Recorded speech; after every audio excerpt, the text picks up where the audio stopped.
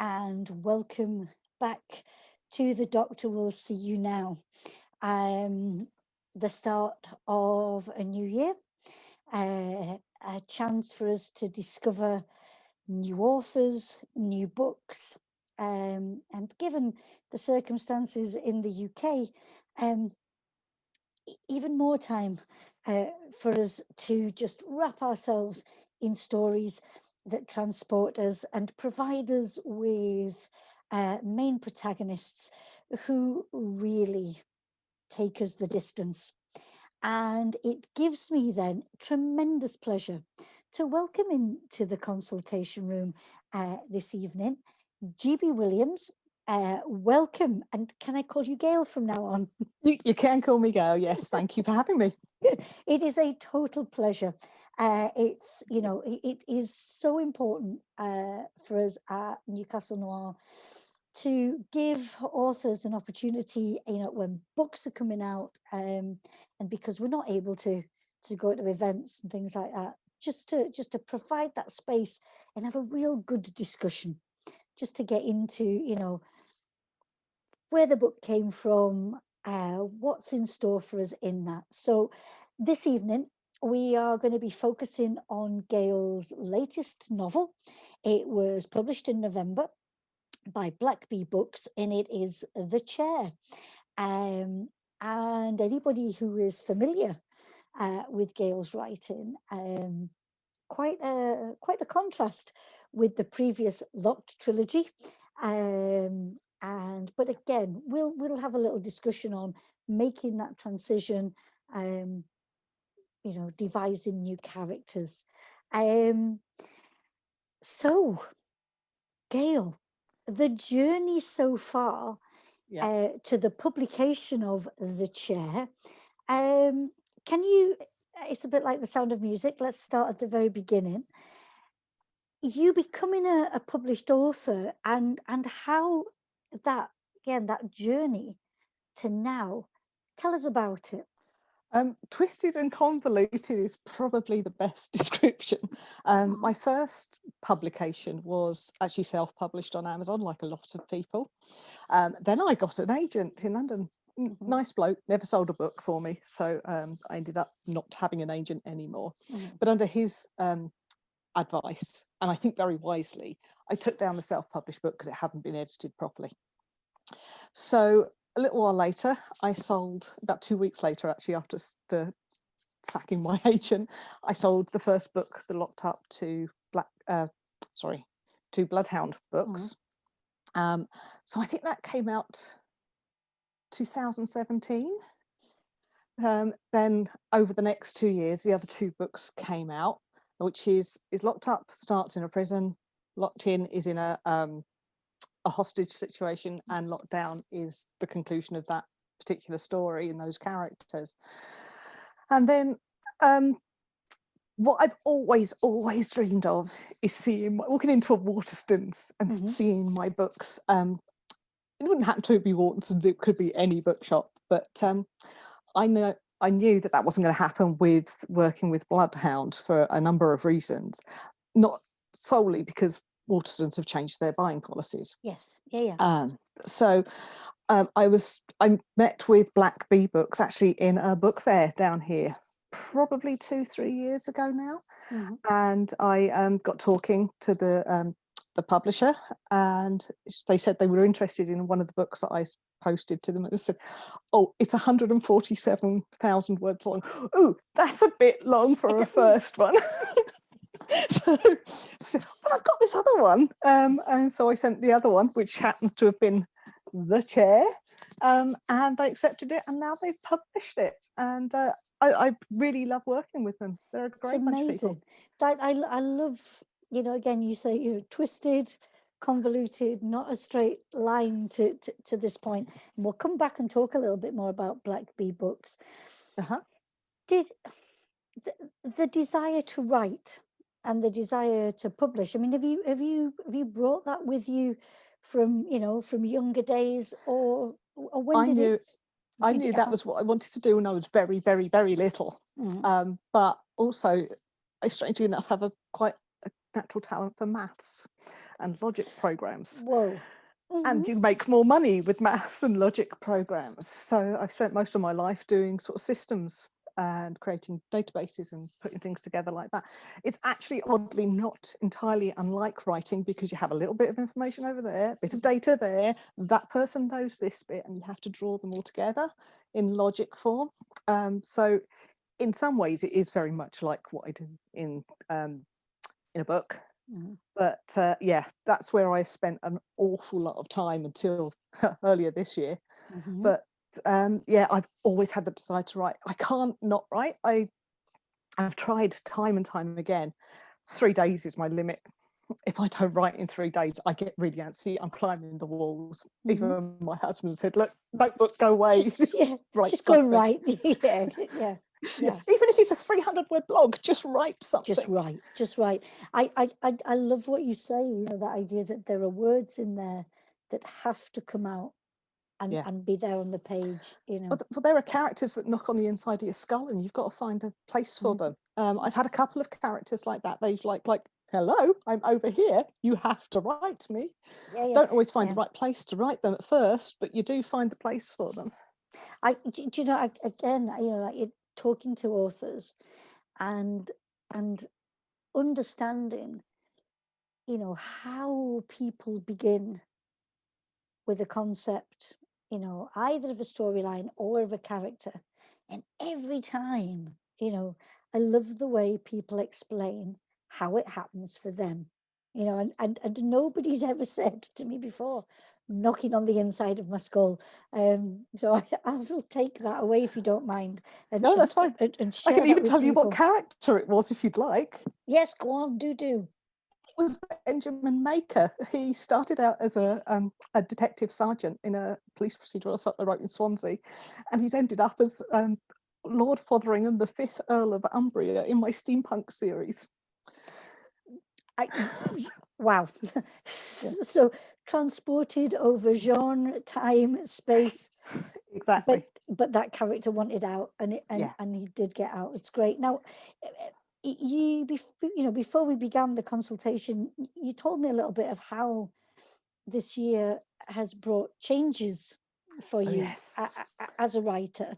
Do you want to share? Technically last year. Oh yes, of course. We've gone into 2021. Yeah, it's only January, but it is 2021 now. I don't think I've gone over yet, but go on. Tell us about last year and what happened for you. I started last 2020 very, very depressed. I was stressed out in work. I was pushing myself to do stuff. I had a minimum of an hour commute each way. And by the time I was getting home at night, I was having an hour of stress to get there, 8 hours of stress in work, an hour of stress to come back. I was good for nothing, basically. So unfortunately, my mental health spiraled down. By March, I was literally suicidal. And I was basically in lockdown because I couldn't bear to go out the house a couple of 3 weeks before we actually went down to lockdown.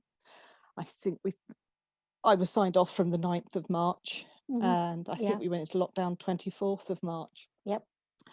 Back in July then, I heard, which wasn't entirely a surprise and not a unique story either, I found out I was being made redundant from work. So my last working day was October the 15th. I've had obviously long discussions with my husband and my daughter, because my daughter still lives here, because she's struggled this year as well because of being recently graduated, not being able to find a job. Again, not an unusual situation, but the reality is I just can't do that commute to a long distance in a 9-to-5 job that I don't have any heart and soul. You know, I could do the job, but the job did nothing for me, if you understand. So we've agreed that I'm not going to go back to the 9-to-5. I am going to concentrate on my writing, which is the thing I love.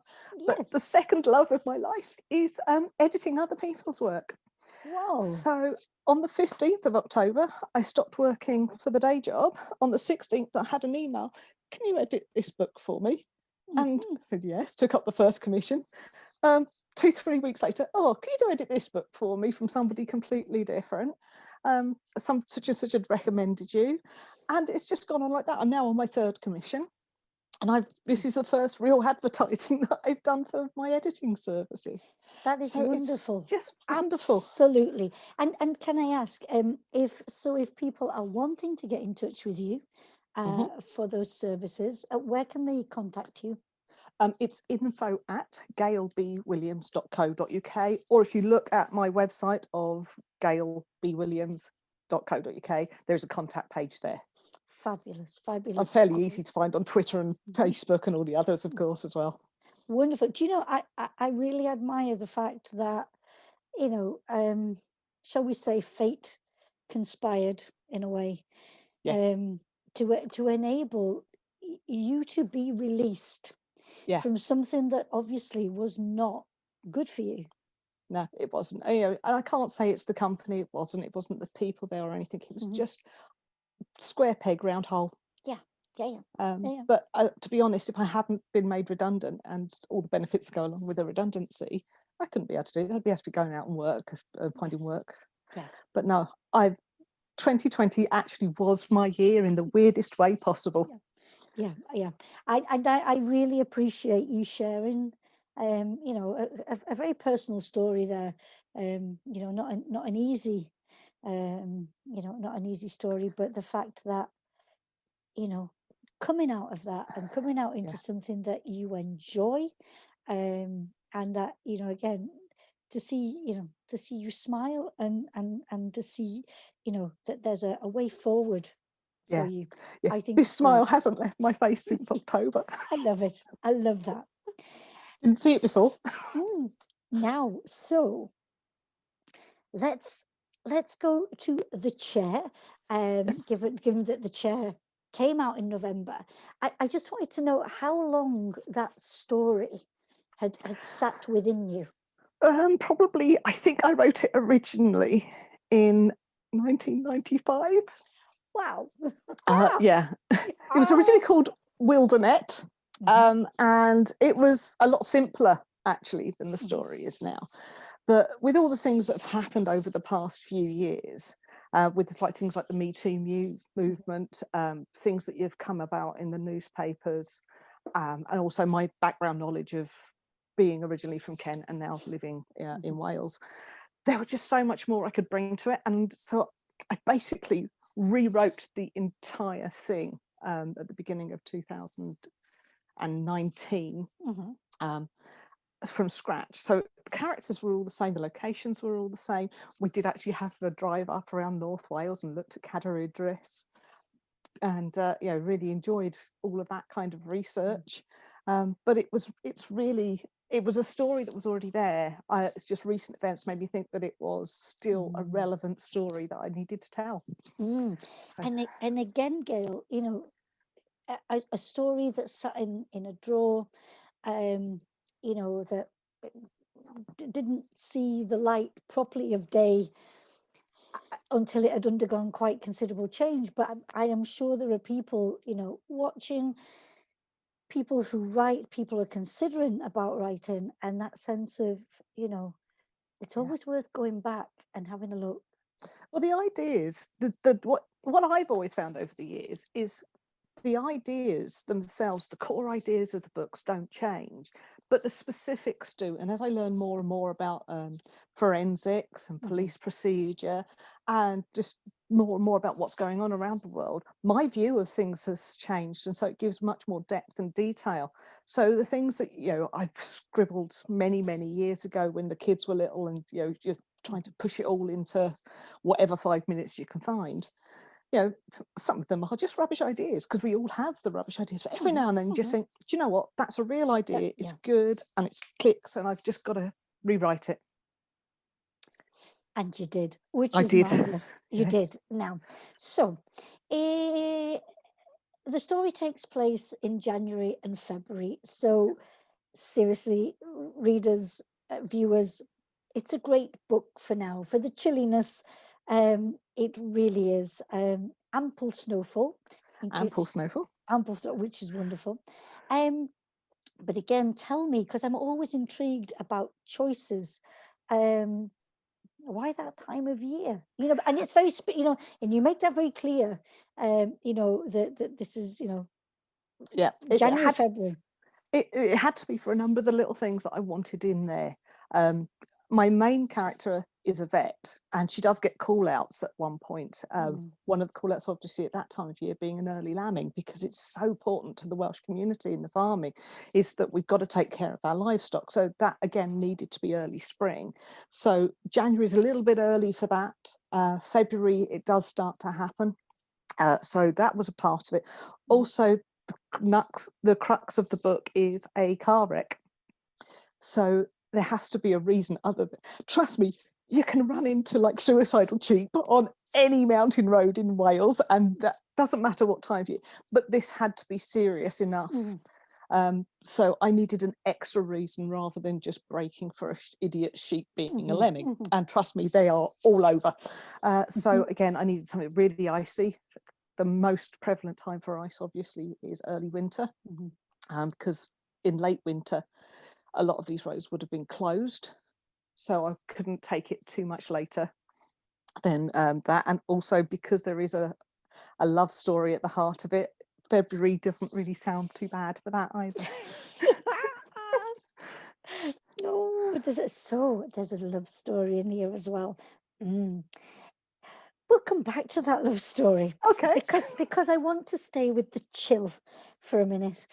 And I wondered, because you paint, you paint the scenery, the feeling of the frieze that's there, and I'm in awe of your capacity to describe this.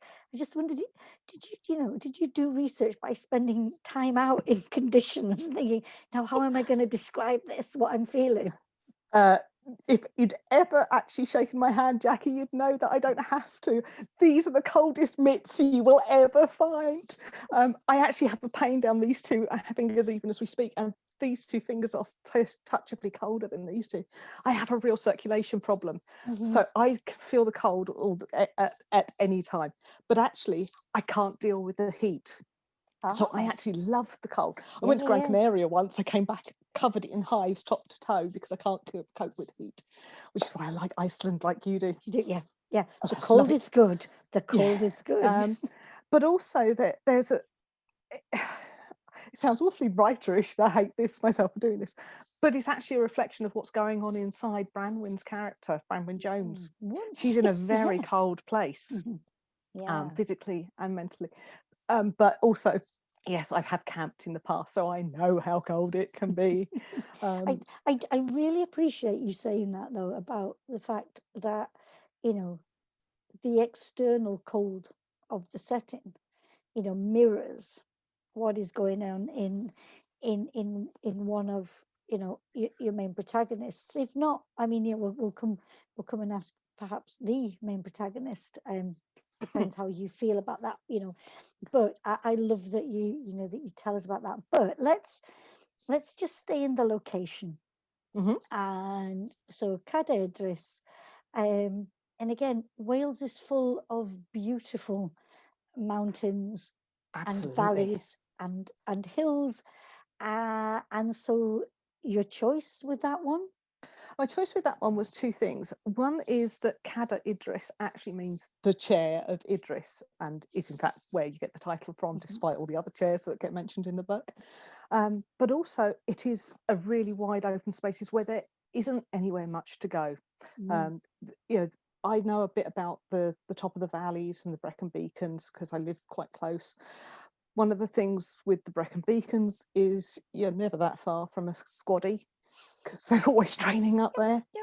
It's not quite as true on Cadair Idris, but also I wanted to put it somewhere that was not where I live, because I live in South Wales. I wanted it somewhere a bit further afield, and the more I looked at the map of Wales, the more it just drew me there. We've gone and stayed up in Criccieth, which is just on the Clean Peninsula, just beyond. But there's something about that area, it just felt right for this story.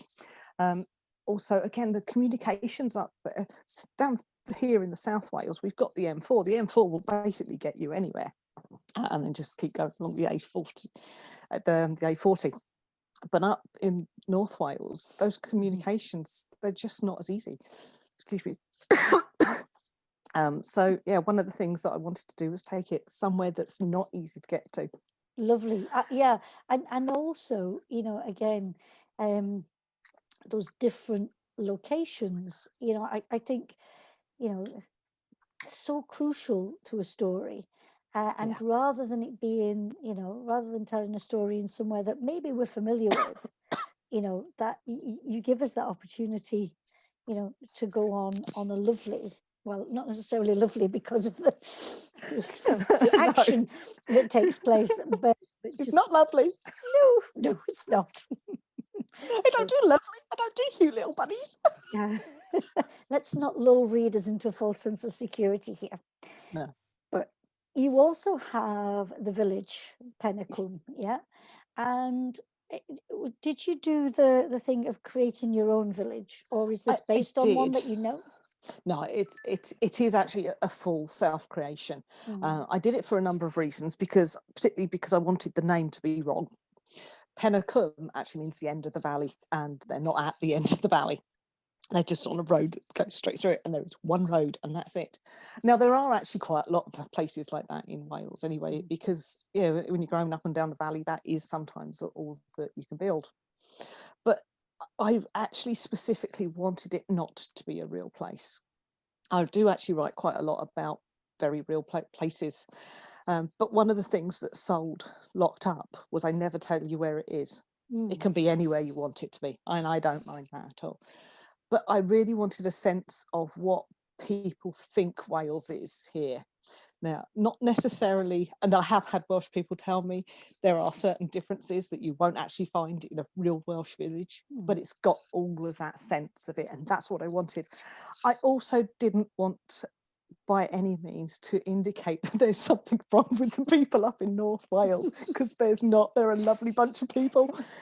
Although our friends from South Wales might say differently, but that's Well, yes, but I didn't want to accidentally denigrate anyone, totally, so I of created a course, whole new village. of course. But again, I have to say that the village that you have created and its inhabitants are extremely recognizable.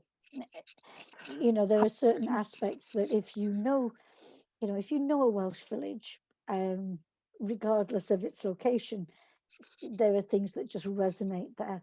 So yeah, Absolutely. yeah. Now at the start of the novel, we very much quickly introduced to the notion of mountain rescue, and climbing. And again, from the way you write about it, I just wondered, do you do the climbing and the rescue? I do the occasional climbing. Mhm. One of the reasons I do this is I've got a terrible fear of heights. So I wanted to learn to climb so that I would have another active thing to do, but also to try and overcome the fear of heights. Actually, I then did a parachute jump, and now I think my fear of heights is totally logical and sane, and I'm going to keep it. Thank you. Oh, yeah.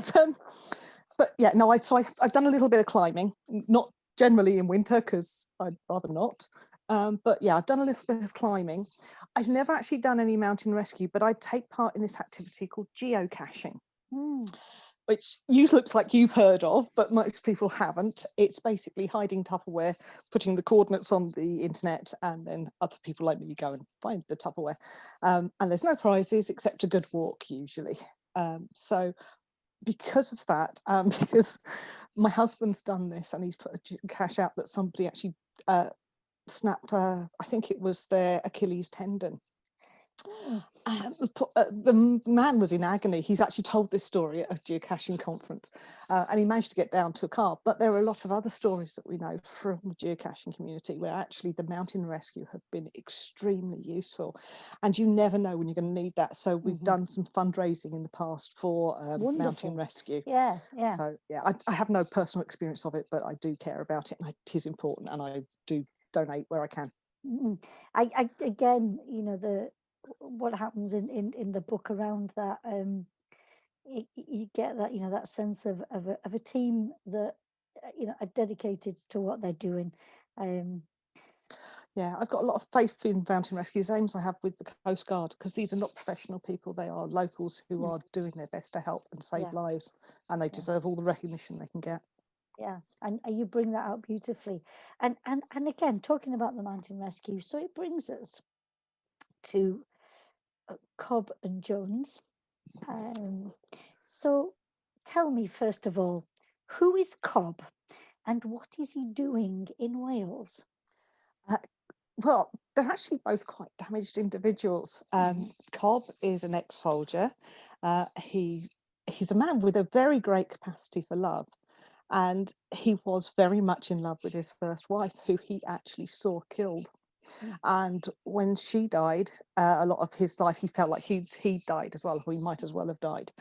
Um, and so he just wanted to get away. He couldn't stand to be in his old life. So he left his business partner and he left all his life behind, got into a car, and he just drove. And Penicum is where the petrol ran out. So that's how he came in there. But basically, he's once he was there, he realised how isolated it is, and he's just decided that he can't cope with normal life, can't cope with people. So he's doing everything he can to keep people at arm's length and not get involved. And he just wants to be the hermit on the hill.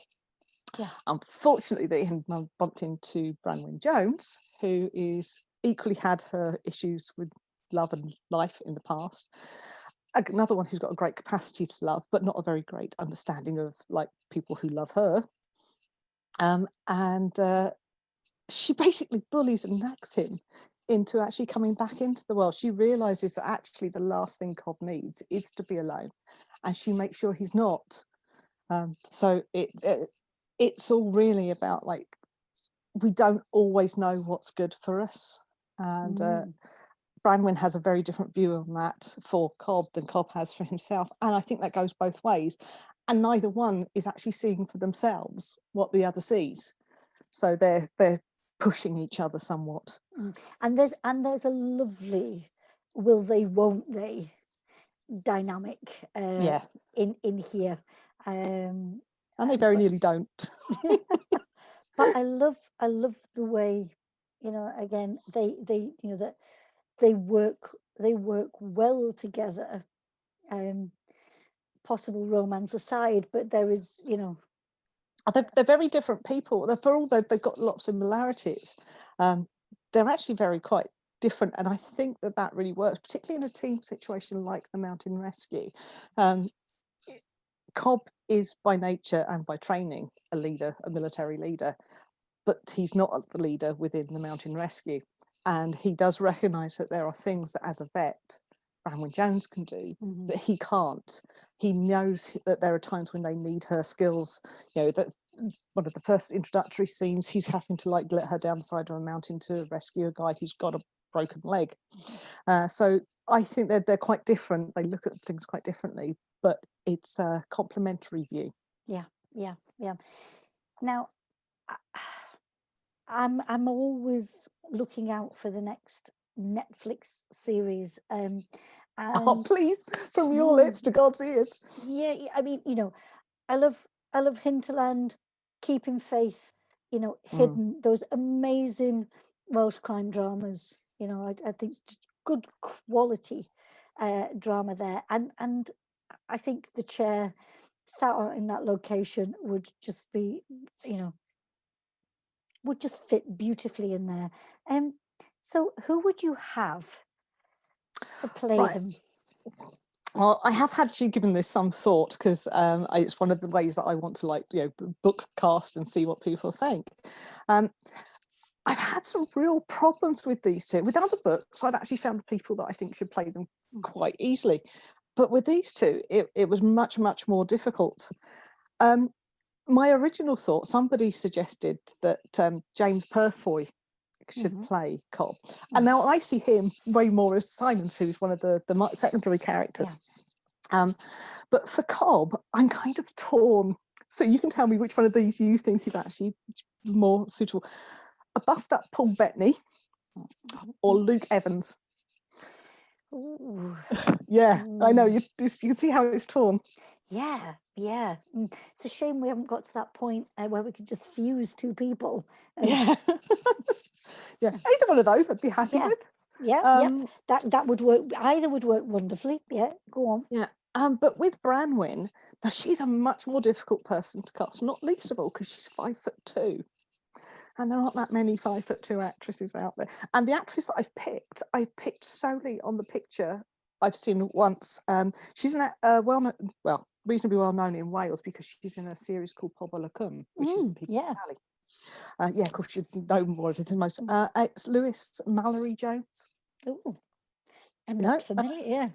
Yes, she's quite a young actress, but I've seen this one picture of her in Pobl y Cwm, and I just thought that's her. It's just from the look, she's got that solid, salt of the earth look, and it's like Branwen. She looks like, yeah, you can push her, and she'll stay there like the rock, like the mountain. Yeah, yeah. And she does look like she could play that part very well. So, if anybody from S4C, S4C is listening, story worth having a look at, I think, for Netflix. And scriptwriter experience. Yeah, so you know, happy to do it. You never know. Please God. Yeah. But to come back to the story, and it really is an inside outside dynamic and tension that is there, the village life and all that is going on there, and yet the threat from outside, from London, and again, try not to give too much away and what happens to make that choice and to create that tension. Did it come easy to you?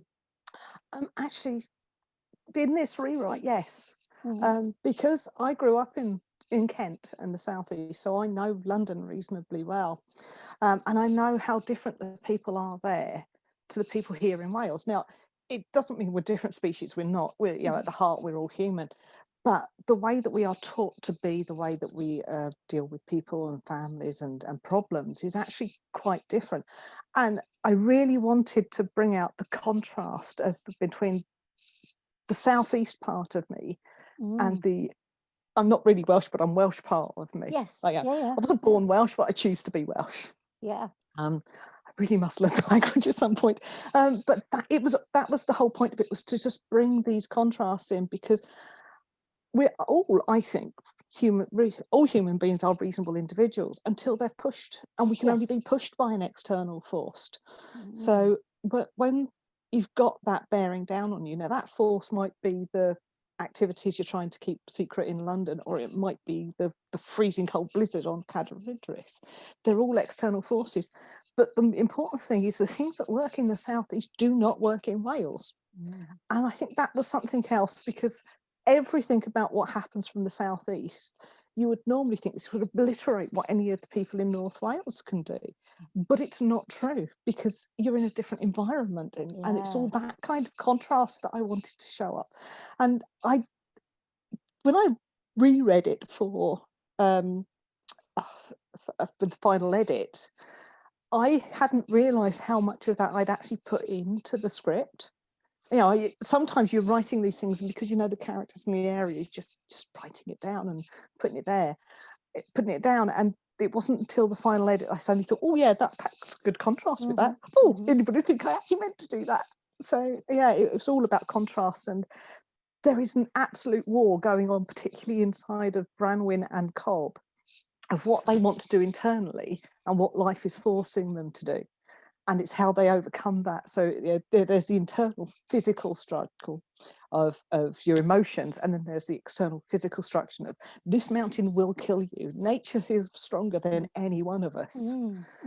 So yeah, it's all intended that there would be those contrasts. But again, you do that on so many different levels. There's the personal contrast, and then there's the geographical contrast, and I just love the way it echoes through the novel. Because concrete jungle, which is what London is becoming, is not physically actually that much different to the concrete rock. Well, it's not rock concrete, but the rock, the granite, and the stones that we see here, and they both got that flat grey aspect to them. So there are actually quite a lot of similarities, which I hope sometimes people pick up on as well. But they're just such different places to be. Yeah. The things that I felt and experienced down in the southeast are very, very different to the things that I feel and experience in Wales. Love them both, but obviously but they're different. different experiences. Yeah. Now, just again, I was intrigued by, so looking, at that Southern England aspect. We have mention of the music industry, Yes. and we have mention of boxing. Yes. And I wondered to what extent you might have been involved in either one of those pursuits. You clearly never heard me sing. And hope you never do. So no, none at all really. With the music industry, I mean, I see a lot of it on the news. I had already picked that one, and the reason that I picked it was actually mentioned in the book. Is the case of Milli Vanilli, and the fact that they weren't singing and it was hyper. So I just took that and tweaked it and moved it on a little bit. And again, we know about the casting couch. It's been there for years in many an industry, and one of the worst ones for it is the music industry. So I picked that for a reason, but it's not something I have experience of. And as for boxing, I'm too much of a coward. The only person whose ears I box is occasionally one of my sisters, and vice versa, I'm sure. But I admire people who can put themselves in that kind of pain if that's what they really want to do. And I'm never going to stop anyone doing it, but I just don't want to get involved there. Yeah. But again, I think that it's great aspects, to the book. Again, those shades that come in. It's lovely. Now, so there's a couple of things that I still want to ask you about before we draw the consultation to a close. And it's this idea of changing publisher. Again, experience of of many an author that as the trajectory goes on, so it often that change is made. And I just wondered if you could tell us about what's it like being published by Black Bee Books. I've got to say, I found, because I had that personal connection first and I knew them before I submitted anything to it, they're more like friends than publishers at times. But yeah, I found working with them has been great for me. Obviously, year of COVID, there are all hold-ups, but you can't blame anyone for that. These things happen in life. But no, it's been a wonderful experience working with them, and they've given me hints and tips on marketing, which has always been my downfall. And they're so supportive. It's been lovely. And more importantly, they are interested in promoting Welsh literature. As you know, they are a sister company to Thunder Point, who are mostly the Scottish literature. Yes, and you and I have mutual friends who are published by them. We do. So we know that they are, even though Black Bee is very new, we know that the publishers themselves have got an awful lot of good practical knowledge of the industry and have reached a lot of success. So yeah, I just find working with them really comfortable. And that, I think, as somebody who's gone through situations where I've not been comfortable, like things like having to say to an agent, well, if you can't sell the book, what am I supposed to do? So yeah, I really like Black Bee. I like that they're focusing, that they're the underrepresented market. Great. So, totally. Where are they based? I think it's over West Wales, and it's one of those clan places that I can't remember. Sorry. I shall go away. No, I shall go away and do some homework and find out where they are. It's over West Wales. I think it's for Llandilo area. So yeah, beautiful. Again, lovely part. But what I love about this is you saying, a chance for those underrepresented voices, and by that I mean location, where people place their work or where people, are based, and it's great, that Welsh crime writing is getting, yes, I think, the support and the recognition that it needs. And it's a beautiful lead in here to, you are part of a group of authors that, that I have come to really, really appreciate. Yes. I know, like at Newcastle Noir, we very much, want to shout out about this group, and that's the Crime Cymru Montgomery. gang. Tell us about Crime Cymru. How did it come about, and what does it do? Well, Crime Cymru is we're a cooperative of Welsh authors, and we are trying to promote Welsh literature across the board. So one of the problems that you have when you are in something like this principality is sometimes the information won't travel outside. Offa's Dyke is still there for the book industry, unfortunately. So it was actually founded by Alice Hawkins and Matt Johnson, both incredibly good crime writers in their own way. I think you've interviewed Alice. Yeah. And so they got together and said, look, we need to be doing something a bit along the lines of the Tart Noir and Bloody Scotland kind of thing. And so they're bringing together a lot of us crime writers from Wales, and we're trying to promote Wales, we're trying to support Welsh writers, and actually bring some of the beautiful flavour and character of the writing that is Welsh specific in across the board. I mean, we have members, we have Kathy Ace, who lives in Canada, though she's from Swansea, which is where I am, and The Wrong Boy, I could highly recommend that.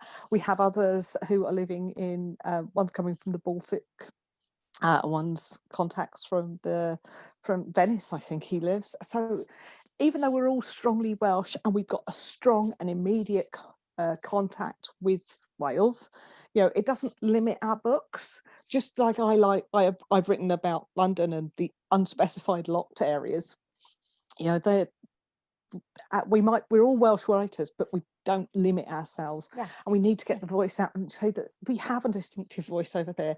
And Welsh literature does not mean Welsh language. There's a fantastic history of Welsh language and storytelling, but not all Welsh storytellers write solely in Welsh. I mean, good on them for those who do, but we English writers who write about Wales also have a voice, and we want to get that out there, and we want to promote others.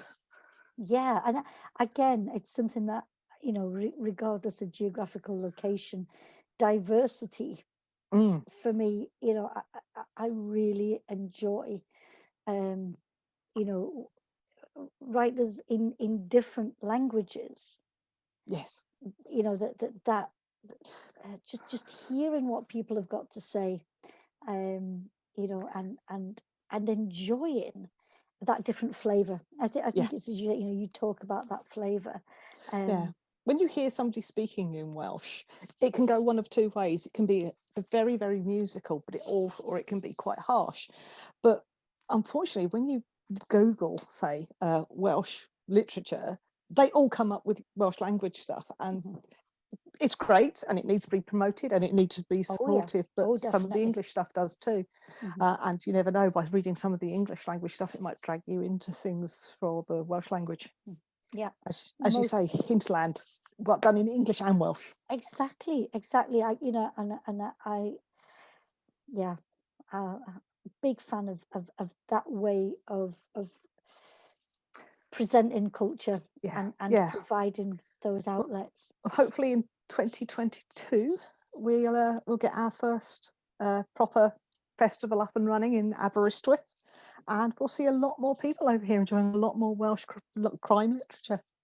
It will be wonderful. Now, before we close, I am keen to know, again, we are going into a stricter lockdown, but our book stores all over the UK are providing us with that opportunity to still get our stories.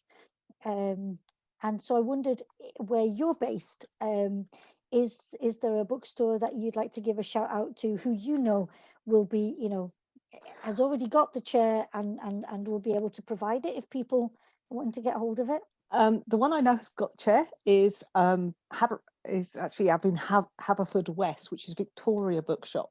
And they've been very good and supportive and advertised, so thank you to them. I'd also like to mention Cover to Cover, who are the independent here in Swansea. Right. And also Bookish from Crickhowell, Emma, who runs Bookish, lovely woman, very supportive of all local authors. All three have their own websites, but I also believe that they're all now available on bookshop.org. Mhm. I have to say, not actually used that website myself yet, but so yeah, if you look on their local websites, it will lead you to their sales outlet. Great. And I say I know full well that Victoria Bookshop did have my book in stock, so it's crossed they can sell. Yes. And of course, you've got the almighty Amazon.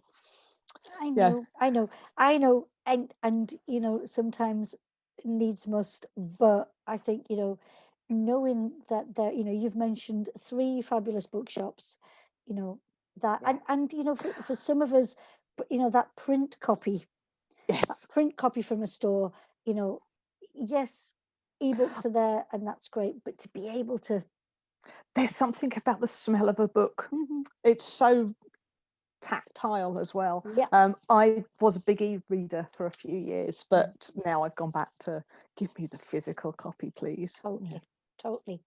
So, Gail, thank you for our conversation. It Oh, has been thank you. wonderful to hear about what's been happening for you and, you know, and to talk about your latest book. And I hope it is not too long until we can gather as Yes. we would like to and have a book conversation over a coffee or a drink. Yeah. It's not the same without the conferences somehow, is it? It's not. They will return. I'm Yeah. sure they will return. And I'm just grateful that, you know, we are fortunate enough to have this possibility to Yeah. connect and And talk thank books. you, not just on my own behalf, but on behalf of all of the authors that you've supported through this, doing Dr. Noir surgery and all the other stuff that I know you do within the community. You are such a wonderful heart and such a wonderful person for doing it all. It is a Thank you. pleasure. It is a pleasure. I thank you. It keeps me sane. So, you know, We all it's need our outlets. exactly. So I'll say good night to you for now and wish you all the very best with the chair. Thank you.